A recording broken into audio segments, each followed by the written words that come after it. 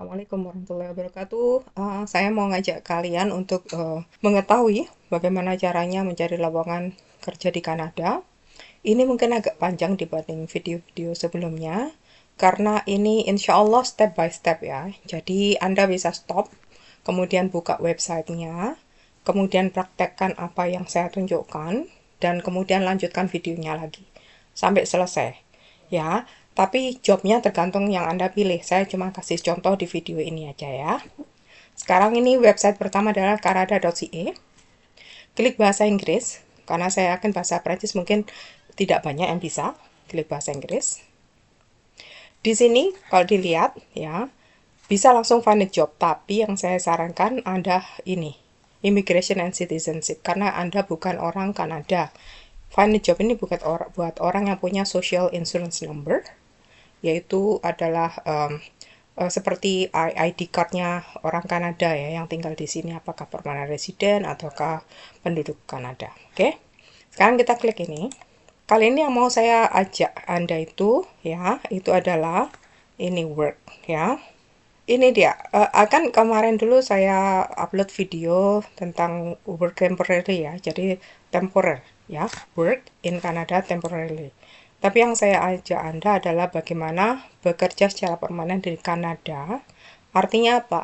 Anda nanti bisa tinggal di Kanada, bekerja, dan menjadi permanent resident. Sekarang kita masuk ke website ini, Immigrate to Canada. Dia under IRCC. Yang saya mau tunjukkan pada Anda adalah program ini, Atlantic Immigration Program. Jadi ini adalah jalan untuk menjadi permanent resident. Buat siapa? Buat skilled foreign worker. Jadi orang pekerja yang skillnya dibutuhkan di Kanada. Dan juga buat siapa? International graduates from a Canadian institutions want to work and live in one of Canada's 4 Atlantic provinces. Intinya siapapun yang lulus dari Kanada ataukah Anda pekerja dari luar Kanada ingin kerja di salah satu provinsi ini. Jadi ada 4 provinsi. Anda klik di sini. Syaratnya adalah Anda harus mendapat job offer dari perusahaan yang berada di Atlantik Kanada. Ini adalah gambaran di manakah 4 provinsi ini. Berapa biayanya? 1.525 Canadian dollar ya, uang Kanada. Processing jamnya sekitar 11 bulan. Tapi ini tidak termasuk ketika Anda memberi biometrik ya. Jadi ini adalah program ini tergantung perusahaannya. Untuk apa? Agar perusahaan itu yang ada di keempat provinsi ini mendapatkan kandidat yang punya kualifikasi pada job yang tidak bisa dipenuhi oleh orang Kanada. Ya, makanya Anda harus punya job offer dari perusahaan itu yang ada di keempat provinsi ini. Kita akan tahu apakah Anda bisa apply atau tidak. Ya. Ini, sekarang Anda harus tahu NOC. NOC itu National Occupational Classification. Apa NOC itu? Kalau Anda mendengar video saya sebelumnya bisa di skip bagian ini, kalau tidak saya jelaskan lagi ya. NOC itu setiap job di Kanada itu ada nomornya. Ya. Nah, ini NOC itu sebenarnya itu sudah lama. Kemudian sekarang mau diganti pelan-pelan menjadi TEER, tier. NOC itu ada nomornya ya, misalnya skill type 0 itu yang paling atas itu jobnya seperti manager. Kalau A itu dokter, dentist, arsitek. Ini kalau technical job itu B seperti plumber, electrician. Kalau C itu ini, kalau D itu ini ya. Ada nomornya ya. Nah, ini nanti Anda bisa klik di sini. Kan kita tadi Atlantic Immigration Program. Ternyata Atlantic Immigration Program butuh level 0 A, B, C. Misalnya ini ya, kita lihat di sini NOC. Ada nomor yang pertama kan 0 ya. 0 itu berarti manajemen lebih atas gitu. Skill type-nya itu 0 kan? Ya kan? Kemudian kalau kita lanjut lagi sampai ke misalnya ke sini, ini mulai nomor 1. Akuntan ya, analis, dan skill levelnya A. Paling gampang itu pakai filter, pakai kerjaannya. Contohnya, anggap aja Anda itu bekerja sebagai IT, information. Nah, ini di sini. Kalau misalnya Anda bekerja di Health Information Management Occupation, itu levelnya itu B. Ya, kalau library dan sebagainya B. Yang A itu Information System Analyst and Consultants ini. Ini alamatnya di sini bisa diklik. Kemudian pet groomer. Kalau Anda sudah pengalaman di Indonesia punya pet groomer, kita klik aja di sini. Ini title-nya. Kemudian main duties-nya. Jadi sudah jelas di sini ya. Jadi kalau Anda merasa sudah dapat semua, Anda bisa mulai cari kerja. Job offer-nya itu harus full time, tidak seasonal. Kemudian job offer-nya harus sesuai dengan Anda bisa apa gitu loh. Kemudian kalau dia itu TIR 4 job offer, employer-nya itu harus apa namanya, menawarkan Anda pekerjaan permanen.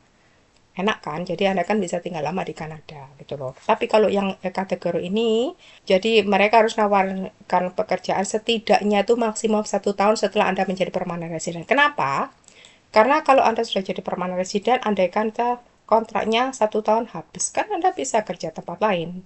Tapi kalau yang ini, ya, yang nomor 4 itu selamanya. Kemudian, kalau Anda sudah dapat job offer dari employer, nah, Anda minta kopi dari confirmation of designation dari employer. Kemudian Anda bilang, saya ngelamar kerja di tempat Anda itu karena saya ambil ini program ini.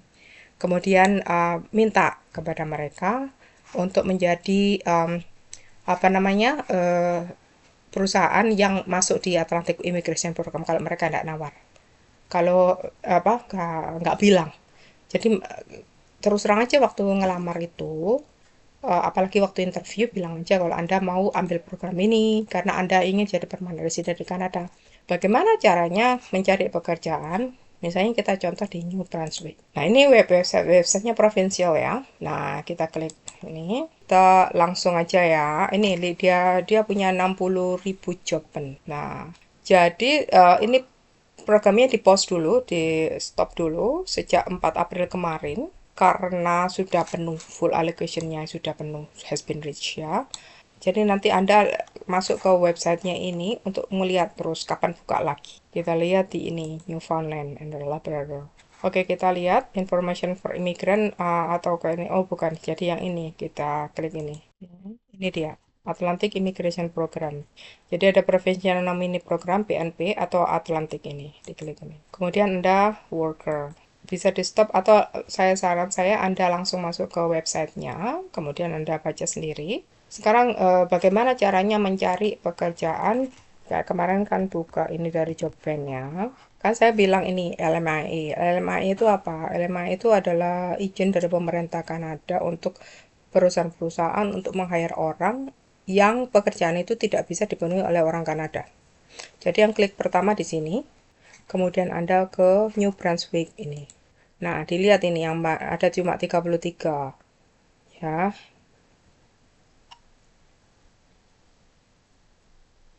Nih, contohnya. Gitu. Jadi kalau Anda bekerja dapat salah satu pekerjaan ini, dia seperti dimudahkan menjadi permanent resident. Sekarang kalau Newfoundland, coba lihat ada 9 fotonya. Ya. Kemudian apalagi tadi itu Nova ya, Nova Scotia. Nih. Ini ada teman yang tanya tentang farm worker di sini. Bisa dilihat, ini $18 per jam, 40 jam per minggu dan full time ya. Show job ya, cuman foto bahasa Inggris, tidak perlu degree, tidak perlu, jadi siapapun bisa, tidak perlu SMA, tidak perlu bukti bahwa pernah sekolah. Experience yang paling penting ya. Bagus kan kalau buat anda udah pengalaman ya di Indonesia. Yang penting kan dapat kerjaan dulu gitu loh, dan dapat pengalaman residen.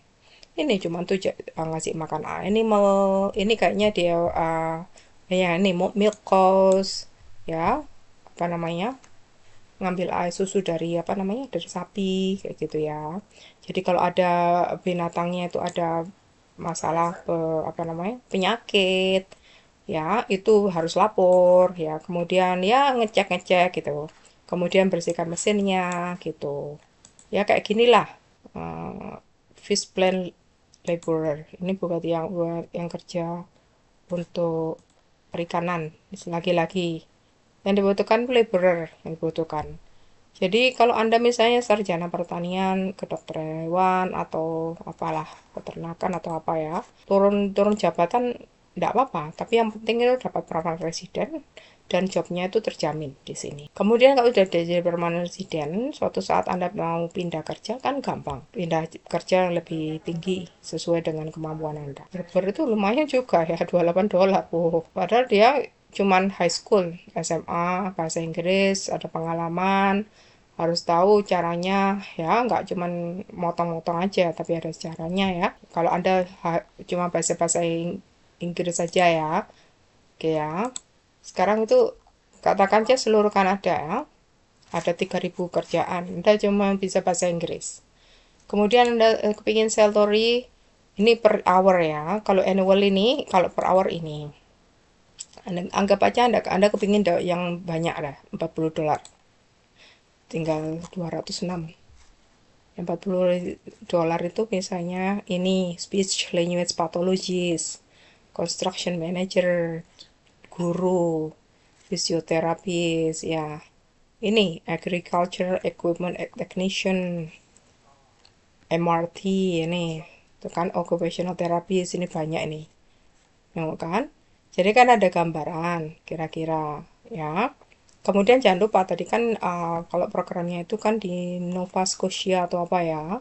Jadi misalnya kita lihat Nova Scotia, Newfoundland, tiga ini dia yang harganya $40 ke atas ini. Kemudian kita klik ya, apa dokumen yang perlu. Nah ini Anda harus tahu bahasa Inggris ya. Nah ini ada language testingnya untuk Atlantic Immigration Program, diklik di sini ya. Ini semua ada Canadian Language Benchmark. Ini ada levelnya, resultnya itu harus kurang dari 2 tahun. Kalau lebih tua dari 2 tahun harus ulangi lagi tesnya ya. Ini dia. Jadi kalau CLB 5 itu job offer yang tinggi, 0123. Kalau 4 itu TR 4. Contohnya itu adalah Canadian English Language Proficiency Index Program, atau International English Language Testing System, atau Pearson Test of English. Ini kalau yang bahasa Inggris ini levelnya. Tadi kan bilang dia CLB 5 kan butuhnya. Jadi CLB 5 ini. Kalau yang itu tadi kan levelnya CLB 4 itu untuk job offer nomor 4 ya ini. Nah, sorry, ini tadi sudah education assessment. Misalnya arsitek, Anda harus punya license dari sini. Kalau dokter dari sini. Farmasis dari sini ya. Itu perlu dibaca. Kemudian proof of funds. Artinya Anda harus meyakinkan Anda bisa hidup di Kanada sebelum jadi permanent resident. Kan nunggunya lama menjadi permanent resident. Tergantung, misalnya Anda sendirian, setidaknya Anda punya 3.672. Uangnya itu harus ada ketika Anda apply dan ketika mereka memberi Anda permanent resident. Bagaimana cari apartemen di Kanada? Kijiji itu yang paling terkenal di Kanada. Anggap aja New Brunswick ya. Oke, misalnya apartemen for rent ya. Di mana? Kita ambil di anggap aja semua, kita kan tidak tahu. Ya. Sudah masuk sini, sudah di New Brunswick kan.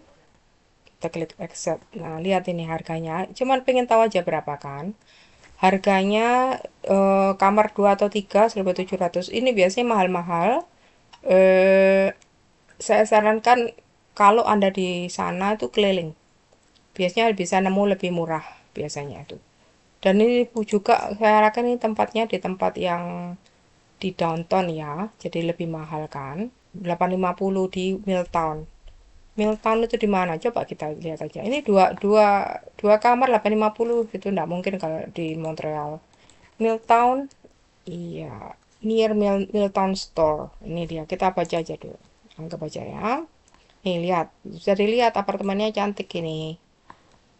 Bersih, ya. modern ya, kamar mandinya pakai bathtub ya.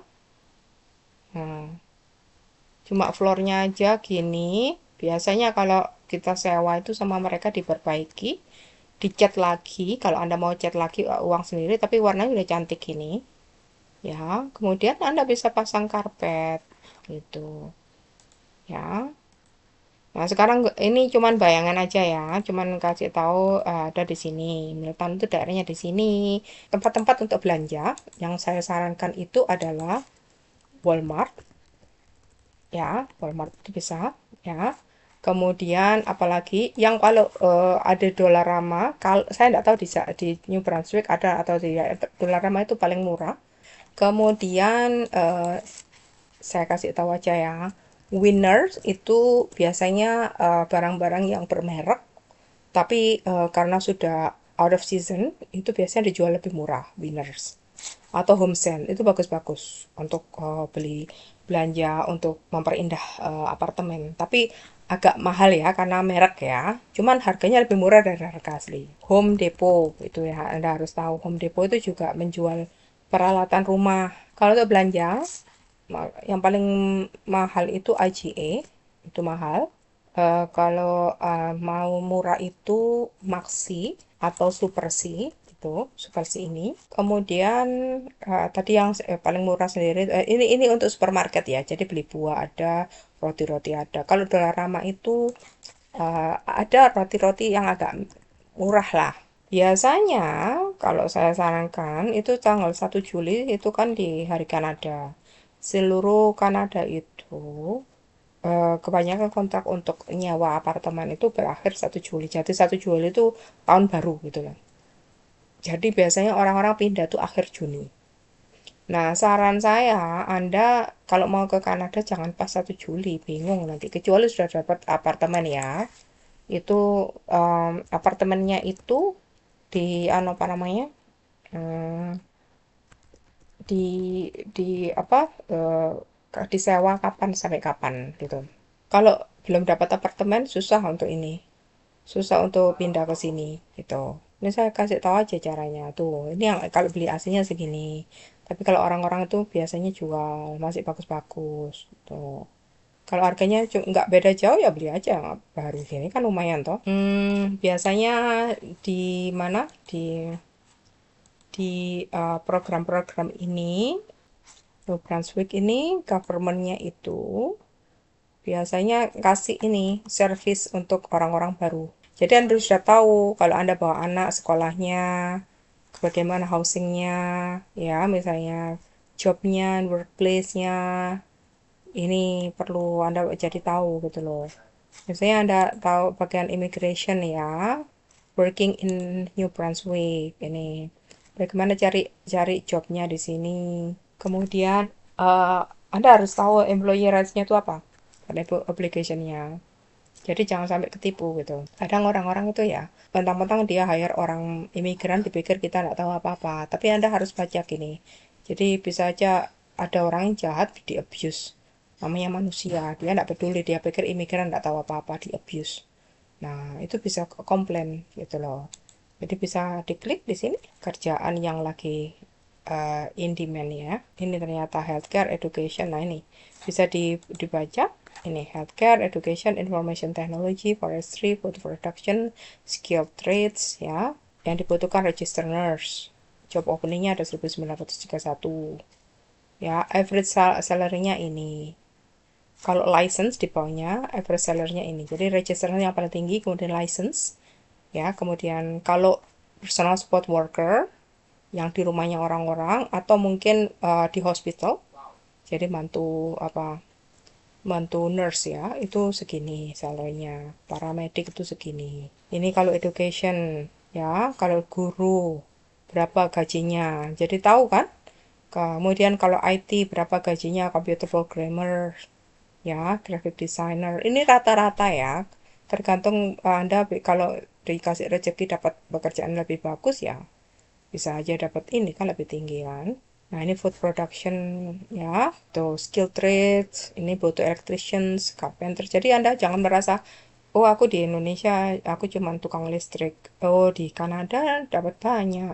bayarannya. Lihat nih segini. Tukang kayu kelihatan harganya segini tukang kayu. Nah, ini dia kalau Anda ke Kanada, kalau bawa uang dia uang cash ya, lebih dari 10.000 Canadian dollar harus lapor ya. Kalau nggak lapor, ketahuan uangnya diambil ke pemerintah dan Anda kena denda. Nah, uang ini bisa dalam bentuk cash atau dokumen yang membuktikan bahwa Anda punya properti seperti stok dan sebagainya.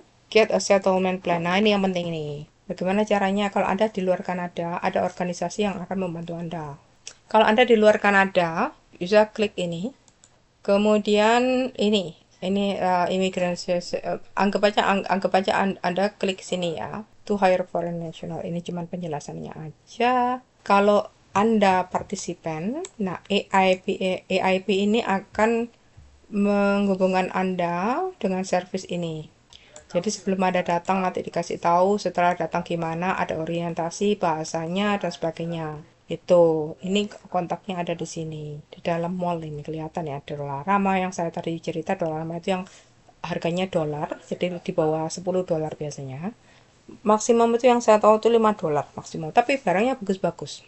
Kalau misalnya mau murah, beli aja di Dollarama barang-barang yang ini ya, yang plastik, ya misalnya kontainer. Kalau sudah biasa Anda bandingkan harga di luar, biasanya ada harga-harga yang lebih murah di Dollarama.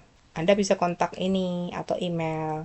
Ya, ini di Nova Scotia nih. Nah, ini dia Anda kepingin menunjukkan skill Anda, bisa coba ada assessmentnya. Gini, gitu ya. Oke.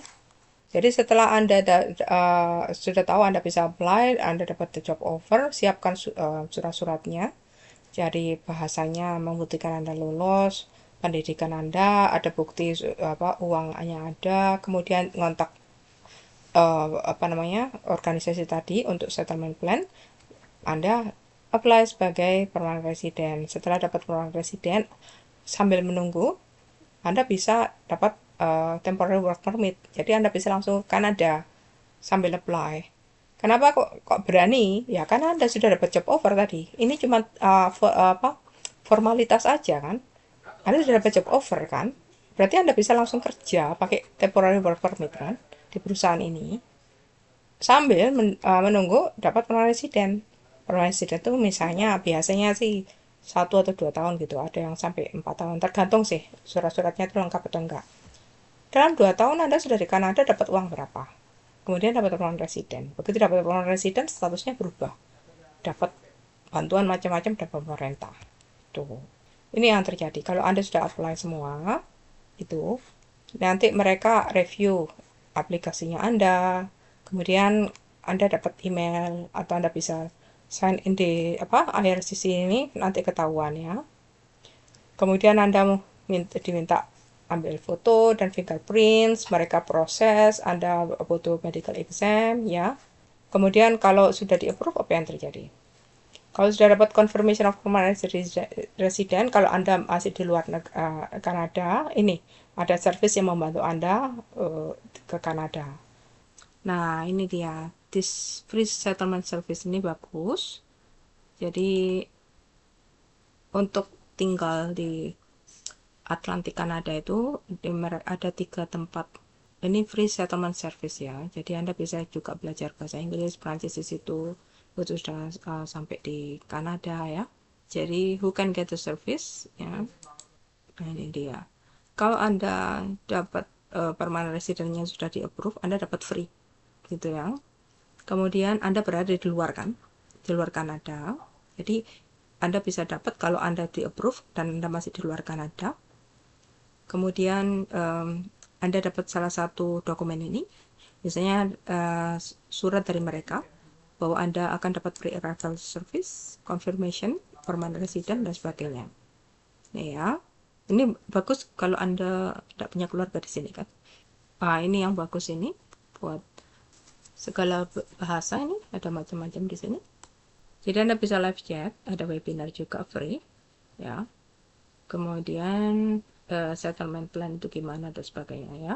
Oke, segitu aja dulu. Insya Allah saya sudah cover banyak tadi.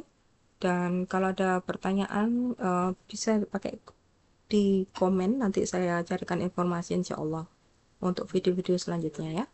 Semoga bermanfaat. Assalamualaikum warahmatullahi wabarakatuh.